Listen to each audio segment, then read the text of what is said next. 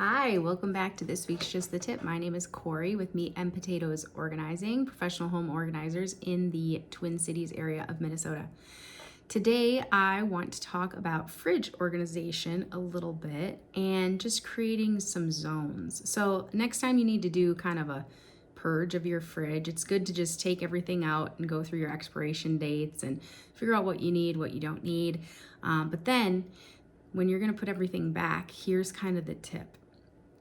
So we want to create some broad categories, and broad because our grocery lists do tend to change from time to time. And as people evolve or kids grow, sometimes their likes and dislikes in food might also change. So here's one thing that I have set up. I've got some clear plastic bins that I get at the Container Store, and I have some bins that are labeled meals. I have some that are labeled snacks, then of course fruits, veggies, eggs, things of that nature.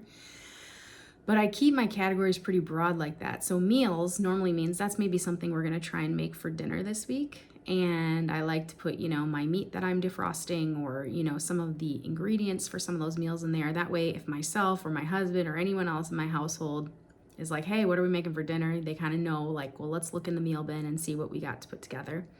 I also have a similar system with leftovers, and I have a specific area for leftovers where if we're going to put something in a container, we want to kind of go through that as fast as possible.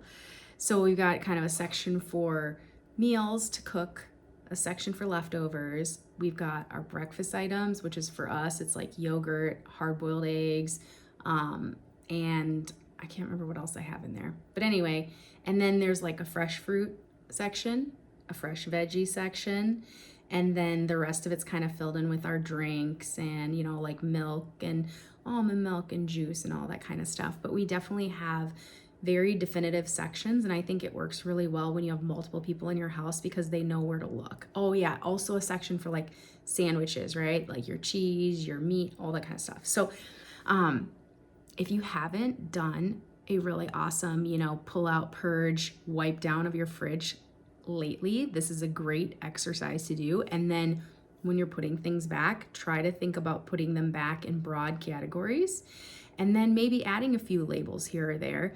The Container Store actually has some pre-made labels for fridge containers that you can throw on there. Just see if it works. It's a great experiment to see if something like that might work better for your family. And for us, it helps us go through food quickly that has a high turnover rate or doesn't sit there for a long time. And so we're not having as much food waste, which I love. So anyway, give that a shot if you haven't cleaned the fridge in a while. Let me know how it goes in the comments, and we'll see you next week.